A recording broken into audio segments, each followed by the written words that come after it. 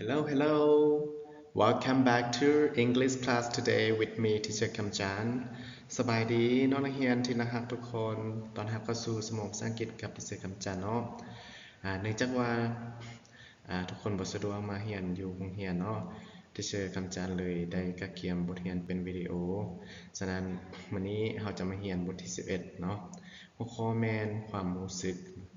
ซึ่งทุกคนสามารถอ่านในไล่ๆเบิ่งวิดีโอในไล่ฮอลให้ทุกคนจื้อได้เนาะเพราะว่ามันเป็นวิดีโอถ้าทุกคนบ่เข้าใจก็สามารถย้อนเบิ่งในให้ไล่เทื่อเนาะถ้าเราอ่านเทื่อนึงบ่ได้ทุกคนต้องเบิ่งไล่ๆเทื่อเด้อสำหรับ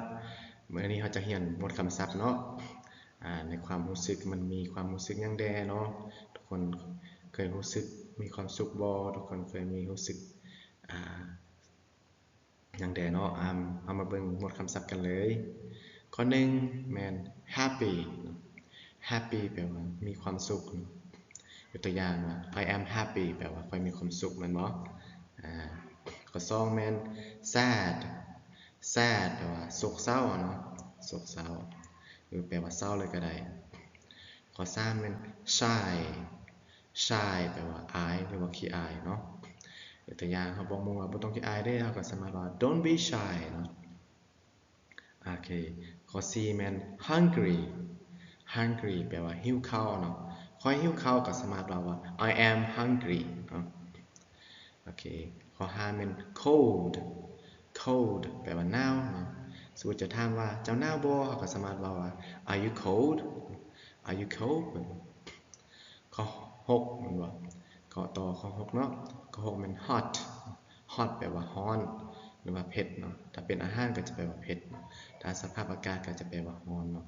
ตัวอย่างมื้อนี้อากาศร้อนหลายว่า today the weather is very hot สามารถว่าได้แบบนั้นเนาะ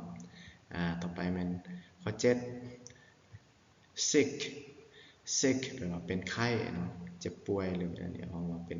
ว่า sick เนาะทุกคนต้องออกเสียงเป็นเคเนาะถ้าบ่เสียงเคมันจะคล้ายคือเสียงเลข6เนาะเลข6จะว่า six เหมือนบ่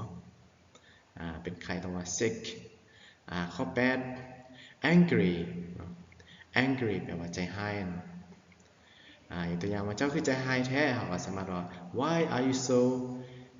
angry บ่ต้องใจร้ายก็ว่า don't be angry หรือว่าแบบนี้ก็ได้เนาะข้อ9 tired tired แปลว่าเมื่อยเนาะมื้อนี้ค่อยเมื่อยหลายทุกคนก็สามารถว่า today I am so tired ข้อ10 sleepy sleepy แปลว่าอยากนอน Are you sleepy สามารถถามว่าเจ้าอยากนอนบ่เจ้าง่วงนอนบ่สิเนาะข้อ11 hurt hurt แปลว่าเจ็บปวดแต่ค่อยเจ็บขาค่อยจังซี่เขาก็สามารถว่า I hurt my legs เนาะข้อสุดท้ายมัน lazy lazy แปลว่าขี้คร้าน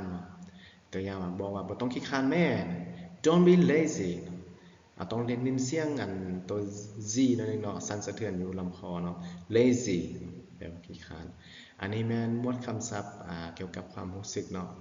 อาจารย์ลงมาเป็น12ข้อความจริงมันก็มีหลายกว่านี้เนาะฉะนั้นทุกคนเรียนเอาสำนี้ก่อนทุกคนต้องคืออาจารย์ว่าเบื้องต้นเนาะทุกคนต้องย้อนเบิ่งวิดีโอหลายๆเทื่อเพื่อให้จื้อความหมายและคำศัพท์การออกเสียงให้มันถูกต้องเด้อมื้อนี้ที่เชื่อพอสำนี้เด้อเวียกบ้านอาจารย์ที่เชื่อจะส่งให้อีกภายหลังเด้อบ๊ายบาย